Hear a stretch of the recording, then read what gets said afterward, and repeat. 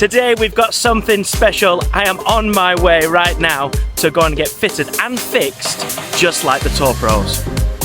Now I'm just on my way down to OGP in Hong Kong where I'm going to be getting assessed. There's going to be coaches there, there's going to be a fitting, there's even going to be some tech, there's going to be everything. I'm going to get pulled apart basically. But yeah, hopefully it makes me a better golfer by the end of it. And who knows, might even start applying for Q school already. First things first, the physical assessment. This is Tim, one of the PTs down here at OGP. Tim has worked with some of the best athletes in Hong Kong, and now, unfortunately for him, he has to work with me. He's going to be putting me through my paces with about 16 tests over about 20 minutes to see how the body works, or, in my case, maybe doesn't work. And afterwards, we'll be spending some time doing some corrective exercises to improve myself and my golf game, hopefully, right? Yeah. There we go. Let's see how we get on. Let's begin.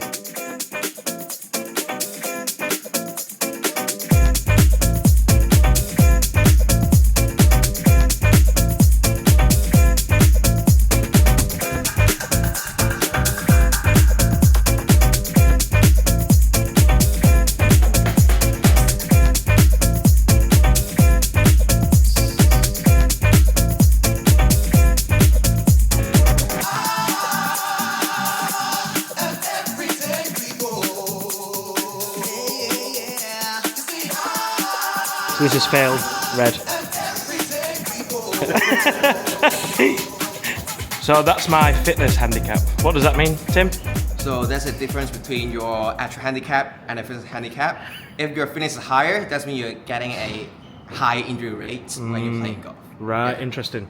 Explains a lot. So there's 4 failed, 1, 2, 3, 4, 6. 6 like in between fail and pass, and the other house is just passed. Tim then explained how the test that I'd failed affected my game, such as having tight hamstrings and also the lower quarter rotation, which will be coming up later in the video. Right, after that assessment, thank you very much for that, Tim. Quite tough. We got the results, which you've just seen, and I failed 4 areas which require immediate attention. Is that right, Tim? Yeah. And then there's a few areas that obviously also need some improvement as well. Those are the orange zones. And a few I passed, which was good. It's perfect. It's perfect. Cheers. So anyway, so now we're going to have some corrective exercises which will hopefully improve those areas that weren't very good from myself. Yeah. Now these corrective exercises were brutal, moving the body in ways I was not used to and targeting weak areas.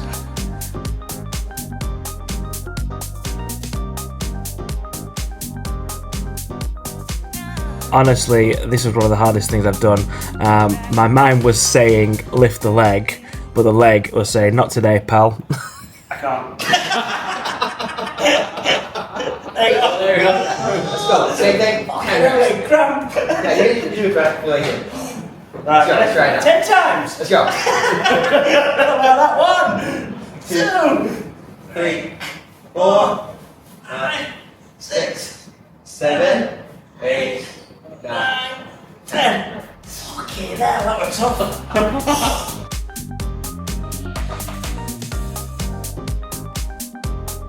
Now finally the corrective exercises were coming to an end and Tim handed over my data to British PGA Pro Stuart Pusey, who's a specialist in 3D biomechanics. Right, well that's the tough part over, I hope. wait and see. Yeah, exactly. So now I've done my assessment and my corrective exercises. I've come into the room now with Stuart. Yes. Nice to meet you, Stuart. Yeah. Who is the coach here at OGP. Do you want to introduce yourself, Stuart? Yeah, my name's Stuart Pusey. I'm a British PGA professional and one of the coaches at Optimus Golf Performance, Hong Kong. So now what we're going to do, I'm going to get to hit a few balls and we're going to use the data that Tim has passed over to Stuart and we're going to see, where I'm going wrong, how it affects my golf game, my golf swing. Is that right? That's right. There we go. So if I'm coming over the top or not rotate my hips, as you've seen earlier, they weren't great. We've got Trackman, gives us the data for what the club and the ball are doing. Yep. Sportsbox is very good. It's like a Trackman for your body. Nice. So that's going to give us data about how your body is moving Perfect. relative to a PGA Tour player. Nice. And is the Sportsbox, is that the tech that Bryson's now using as well? Yeah, he's become a major investor in it now too. Yeah. Nice, so that sounds good. So hopefully I can hit it as good as him then. Or as far. How long have we got?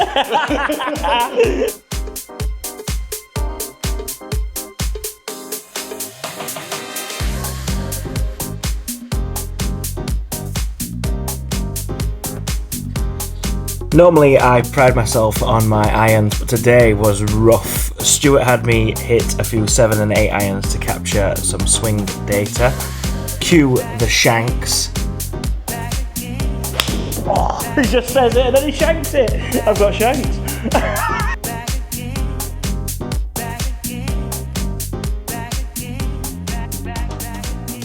And not just one, it was bad. It was real bad, even for me. Proper one now. Okay. I'm walking away. But thankfully Stuart stayed professional, continuing to analyse my swing with all the tech on offer. Now you can see here there was nowhere to hide. All the angles were covered. You could see everything good and bad with my swing on the day. So that's really what is concerning me a little My heel strike. Is your heel strike. Yeah. When you're doing things like pelvic rotation test Yeah.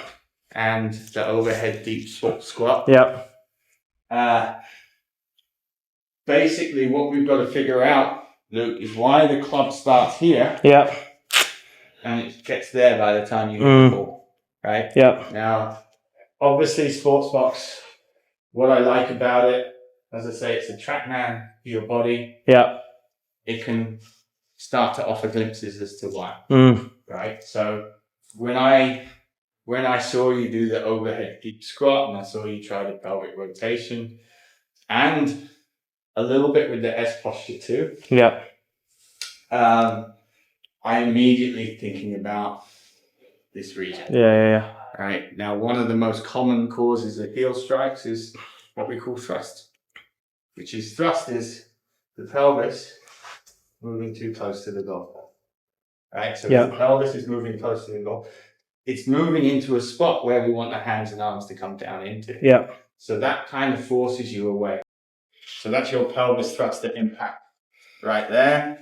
And that's, you've moved, if we look at it from down the line and then we go to impact, you've moved 3.4 inches closer to the golf. So this is Sportsbox then on the right? That's right, yeah. And the great thing about this is, depending on what we're working on, we can have a look at you from any angle, any direction. Wow. So we get to see how bad I am from all directions. Just what we want to see. Your restrictions in your hip, you've got slightly, red means bad, right? Yeah.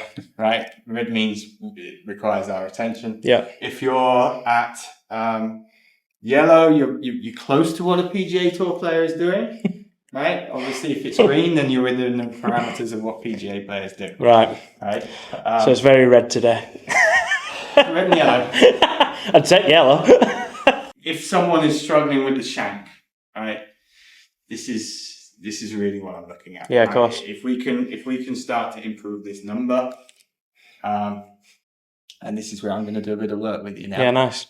I've got a quick one actually on that. So I'll jump in on it. Yeah. So obviously, as amateur golfers, weekend golfers, you go out one week, you play unbelievable. Yeah. You go out the next week, you've got the shanks like this. What's the difference there? Is it the training? Is it the not doing any fitness? Is it how you woke up that morning? Is it you've had a bad week at work? Could it be any of them factors, or what's normal? I mean, if you look at Scotty Scheffler's best and worst round on the PGA Tour, there's probably 18 shots difference, right? Yeah. So as amateur golfers, how can you, like, consistency? Right, I think is a bad word for golf, because golf is a very inconsistent sport. So from any one day to the next, if you play the next day and you're an inch further away than that, then you're probably hitting the middle of the face. Yeah. Right. So the margins are very, very fine. It's interesting at golf, like if you do get, let's say, quote unquote, the shanks, it happens like 3 times in a round or something. You're like, fuck, I've got shanks, right? It's a disease. Yeah, exactly. And you can't like self-correct it, right? Is there any way to kind of do that? Do you have to take a step back? Because the classic is you stood too close to the ball, right? Yeah. Is that wrong? Is that? you might make the problem worse if you stand further away. Right. If you stand further away, then you've got to move more to get to the ball. Actually, in terms of this number, right? Yep. You do a better job standing closer to the golf ball because then it's going to force you to create space. Nice. So that's it then, I'll stand closer. You don't want to. No, I know. The next part is, we know there's an issue. We've highlighted an issue, your pelvis thrust, moving too close to the golf ball. How do we start correcting it? That's the next issue. Yeah. Right? And I think that once you get an understanding of how the pelvis should move, your turn is not too bad. Your turn is not as bad as your thrust. Right? Okay. So if you want to know a good thrust figure at impact, so 1.7 closer to the golf ball is tolerable. Okay. Some players, they actually get further away. Right. Does that make sense? So Yeah. This is the PGA Tour averages. Right.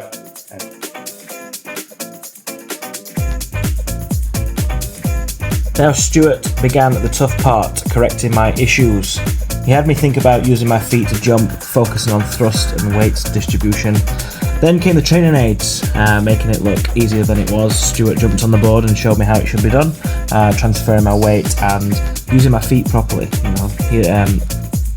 The goal being to bring my toe up through impact to avoid moving too far forward and prevent heel strikes. Now I was finding it a little bit harder than Stuart was on the balance board, but kind of got there in the end.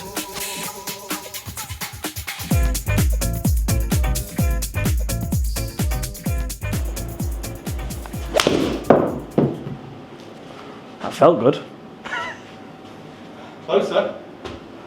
We had some progress. The ball strikes became more central on the club face and the thrust numbers improved down to 2.3 inch. There's your pelvis thrust at impact. Oh, is that the number? Yeah.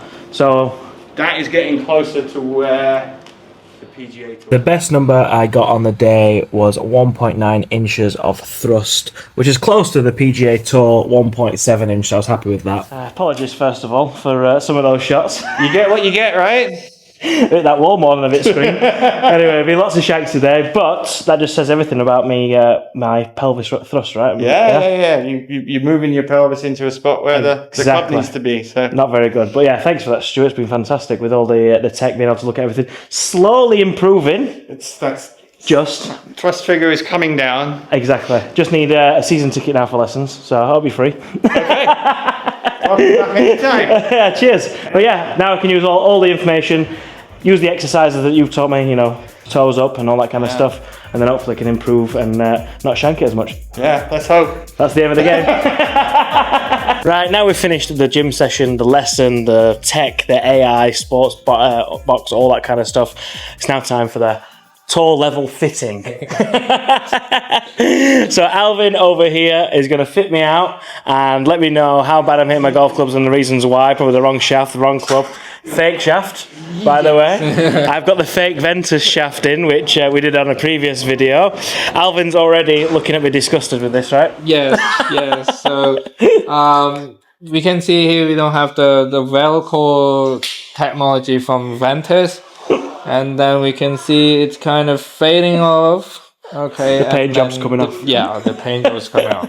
And then it's a 6 extra stiff, but it's not. It's just like it's not even stiff. It's regular. Maybe regular. And there we go. So we'll try some actual real shafts from OGP. Okay. And we'll be able to figure out some stuff and maybe see what it's actually like to hit a real golf club instead of a fake one. Now, quick warm-up with the irons, which I think that lesson might have worked because absolute stripe show, which was the first time for the day.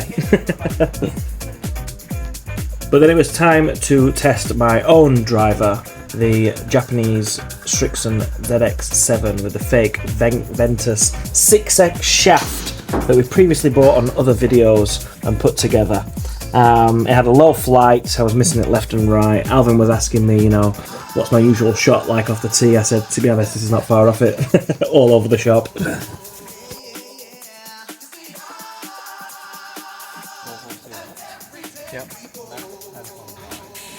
And then it was time to test some new drivers. So we started with the Ping G440 Max, 10.5 degree stiff shaft, and then also the Callaway Quantum Max, 10.5 degree, also stiff.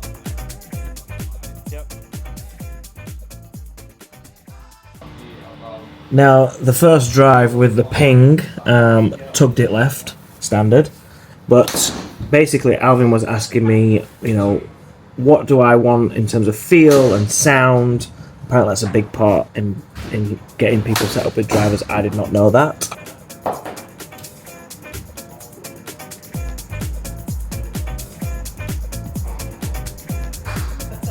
Now the Callaway, opposite start. Absolutely pinged it for one of the best shots of the day. So I was buzzing with that, ready to put in the bag straight away.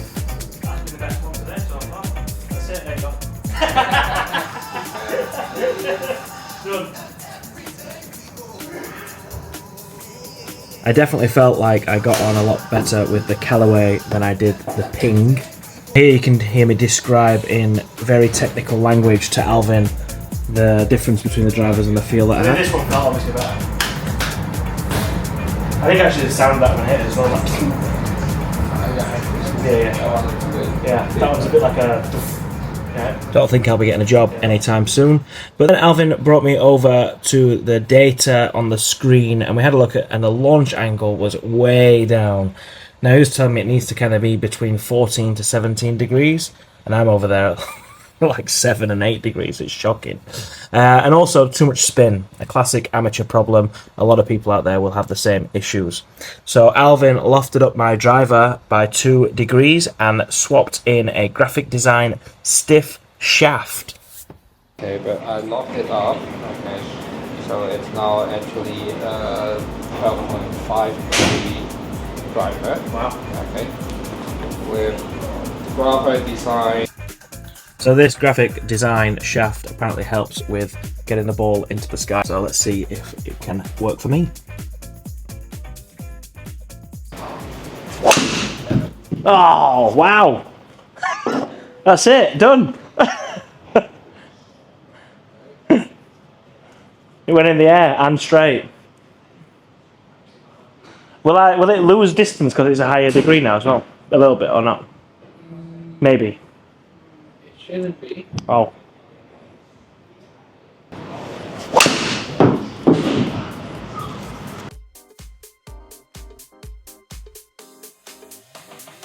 Now the ball flight did seem to improve, but my spin was also increasing, which was not ideal and one of the other issues we needed to fix.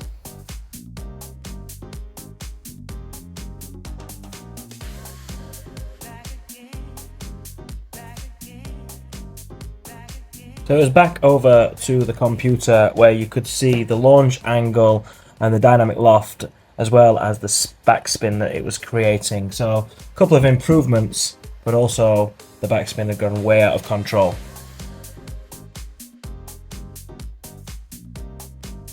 Now that meant that we still had to find a shaft, so we went through a few others, including the Ventus, which a lot of you will already know. This one was the red one, and also the Matrix TPHD 60X, which apparently was great for low spin and a higher loft.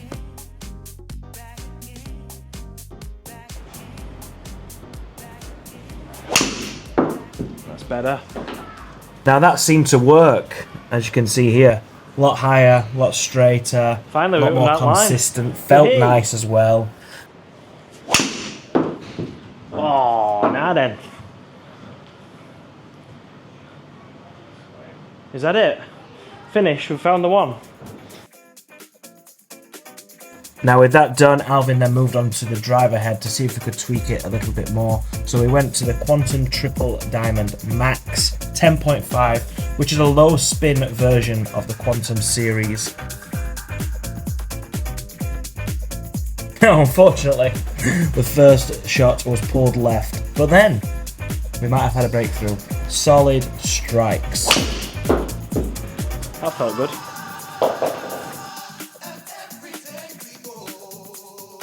One other thing that Alvin pointed out was actually, I hold the club too far down the shaft, too far down the grip. Now it's a habit from childhood than when I used to play with my dad's clubs and they were too big. So we just tweaked that a little bit. Heel a bit, but still. It wasn't an instant fix, but once adjusted, the best drives of the day definitely came. We're finally hitting it out of the middle, which we'll see soon, and we're going down the middle of the fairway. They were straight. So all in all, that could be the best say this is a very successful fitting, very successful day, and we've walked away with a lot of improvements. And there we have it, the best till last.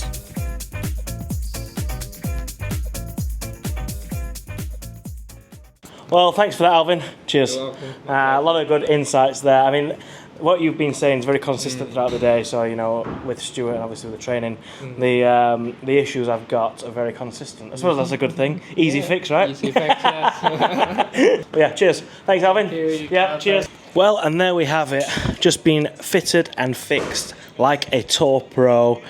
Very tough, not gonna lie. The strength and condition at the start absolutely done me. But I'd like to say massive thank you to OGP for having me down, showing me what it's like to be a pro for a day, let's be honest. If you do want to come down and get yourself fitted or fixed, then make sure you check out the details down in the description below. Get yourself booked in, pop down, and you know, hopefully we can all be hitting the ball a lot better. And remember, win some, lose some, dim some.